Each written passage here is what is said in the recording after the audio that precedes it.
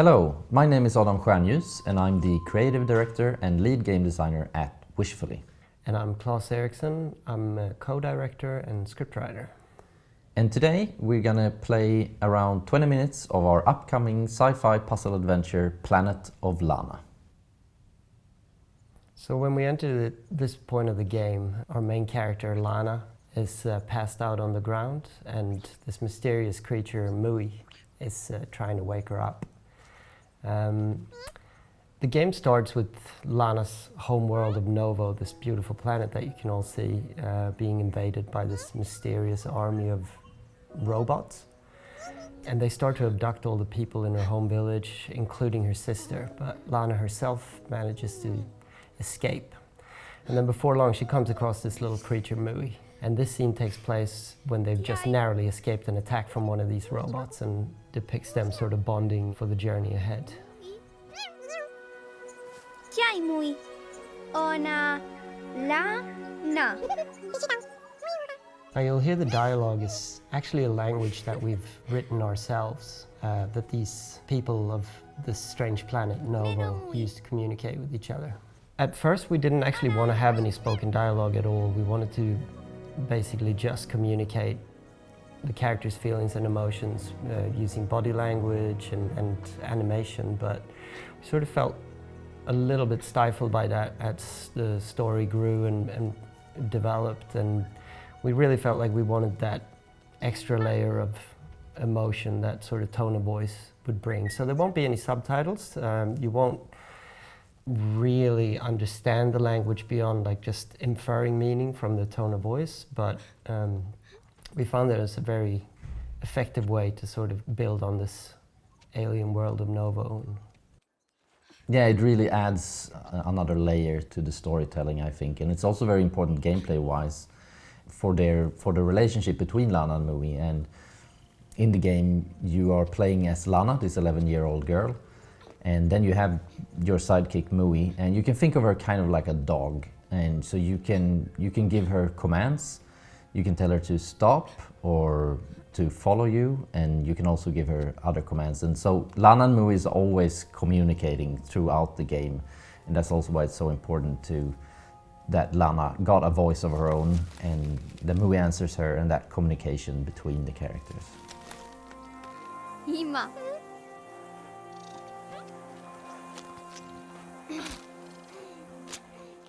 And here we can see first Mui had to stand on one of those sprouts so Lana could get across, and then Lana had to do the same thing for Mui.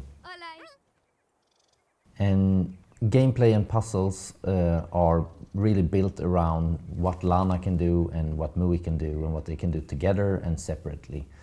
And it's very, very useful having Mui around. She can fit into small spaces, and she can also jump higher than you, and she can bite off cables and that kind of stuff.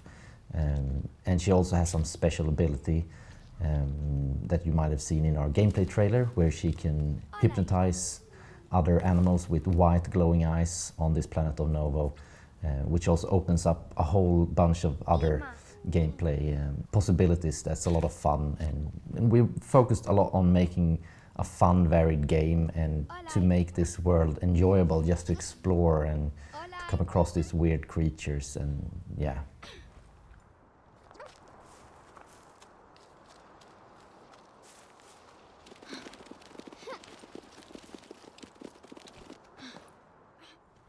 And of course, Lana's only 11 years old, so she's, as a character, she's quite vulnerable. Like, we didn't want her to be a superhero, and like up until this point of the game, it really has been you against the world. And then, you know, when you do encounter Mui finally, like, it becomes like a little bit of a turning point for her, and in the game in particular, that you start to take a little bit more control and progress.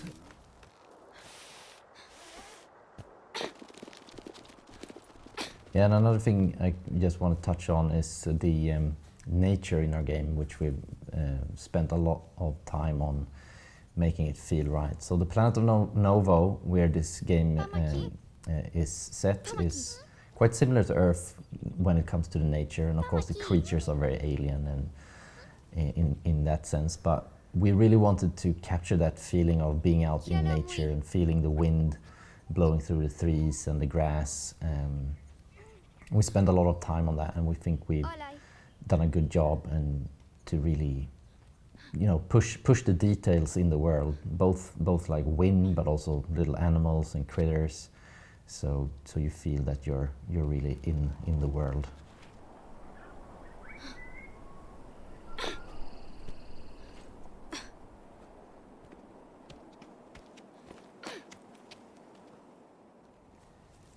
We saw there before that Lana develops this other ability with Mui to waypoint and to actually point her to a specific place on screen, where she can then send Mui in, and Mui will go there and perform an action, or which we'll see is quite useful.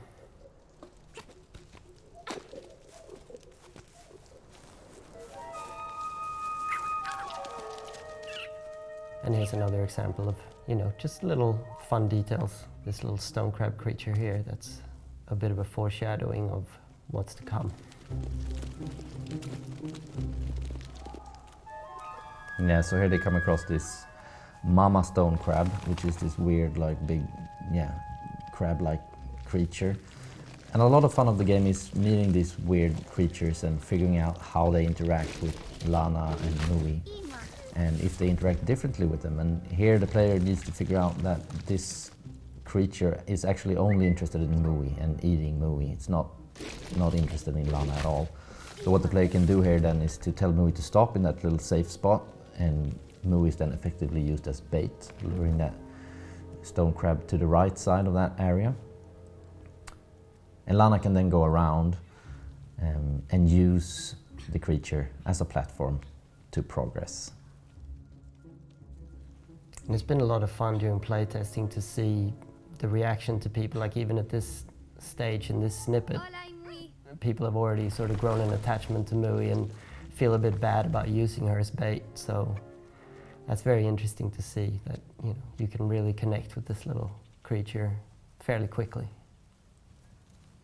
Yeah, and that's exactly what we want. And here you can also see an example of what I was talking about before, that Mui can bite off ropes and cables, which is very useful.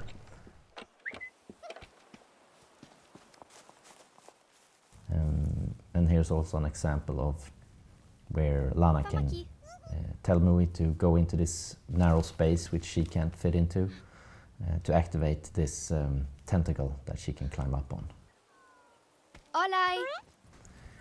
And I could also just say briefly that this part of the game that we're showcasing here today is quite early in the game, and it's the first part, as you see now, where you're actually playing together with Mui.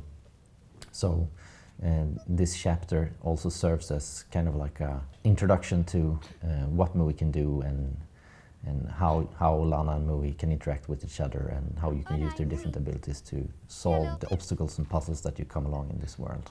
And here you can see that Mui can go into these tunnels, which is going to be more useful later on. Hola, Mui.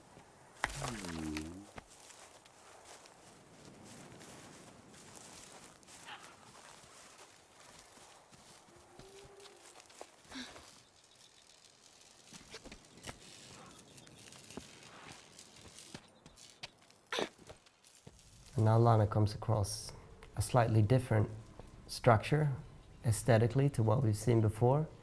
This, of course, is a box trap left behind by the invading robot army that they used to trap and capture the humans and creatures of Novo. And that's really been, like, visually, that's been a big guiding light from the sketch stages of the game, where this juxtaposition of this sort of lush, beautiful, natural world with this cold, metallic robot aesthetic. And it works quite well, we think. Yeah, and when you start the game, Lana is living peacefully in her village, right? Living off the nature and the creatures on this planet, and are living quite a simple life without technology before these robots invade. And that's a big part of the fun, right? To figure out why these robots have come to the planet. You wanna elaborate a bit on that, Klas?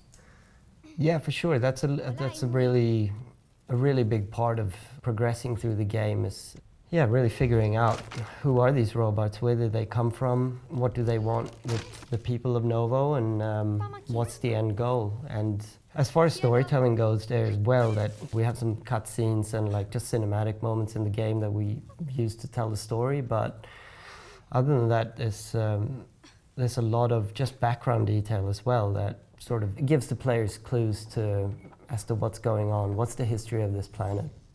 And that's been something quite challenging, but also very, very satisfying to sort of get right.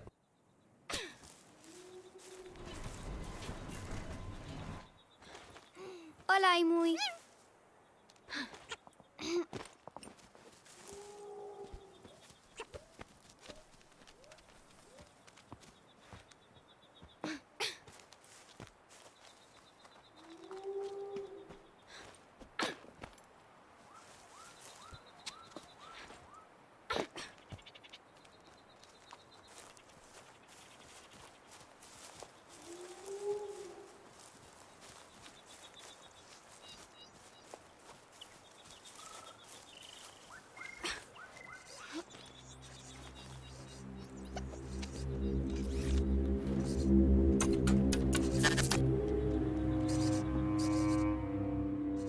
And now here we have our first encounter with one of these robots.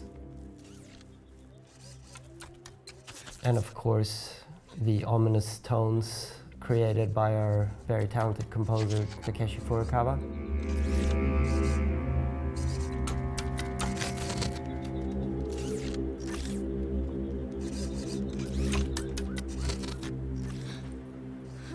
We wanted to use music fairly sparsely in Planet of Lana. That was something that we agreed on with Takeshi fairly early on. We didn't want to flood the game with looping music and just to sort of fill out space. When the music does appear, we wanted it to really sort of communicate something and feel like a real cinematic treat for the player. And that's something that I think Takeshi's done just an excellent job with. That he's letting the natural world of the natural sounds of Novo, the bird life, the animal life, you know, the wind, build the foundation of the atmosphere, and then these little sort of splashes of color and music come in underneath. And this is a very good example of that as well.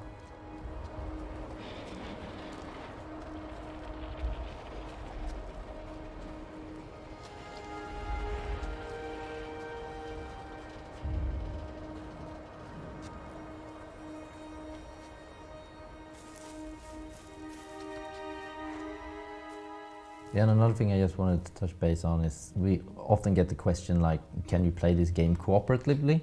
Can you hand over a second controller to your friend so they can play as Mui? It was a very conscious decision from the get-go, and the whole game is based on that you can't do that. That Mui is her own living being and with her own mind, and you know, for the player to really develop this relationship with Mui, we felt it was super necessary that she couldn't be controlled by another human, because we really want to, you know, try to create that feeling or that relationship that you can have with a creature like a dog in real life, and that magic really disappears as soon as another human being takes control of her.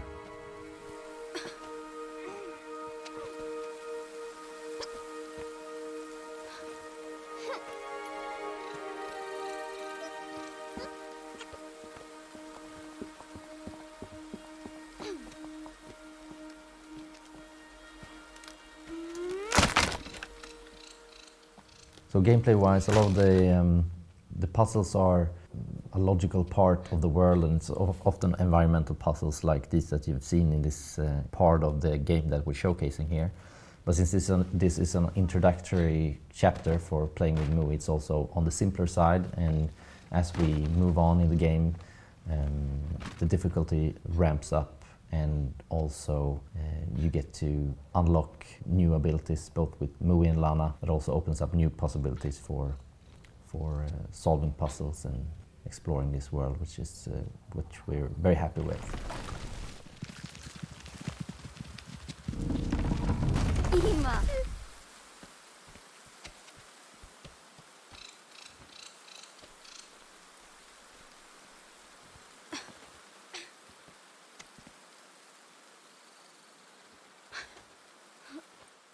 And in this puzzle, Lana and Mui had to use that stone crab to raise the elevator so they could move that box up so they could progress. And the humans that has built this kind of outpost for woodworking then realized that they're using these creatures as kind of work animals in some ways.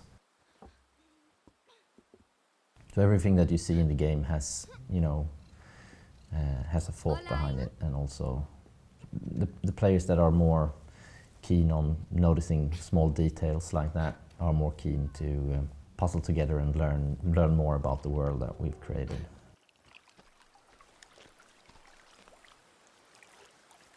Vamos aqui, Mui.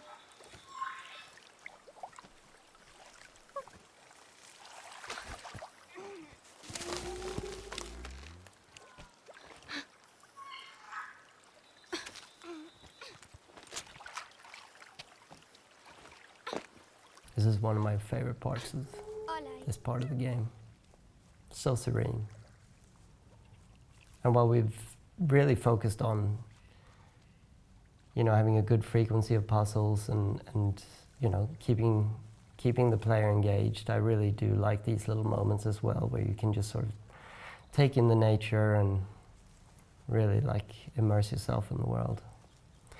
And now we're coming up to our second scout robot friend here. And as we'll see here, plays this mysterious melody into the ether, which we're not quite sure why. This is also a part of the story.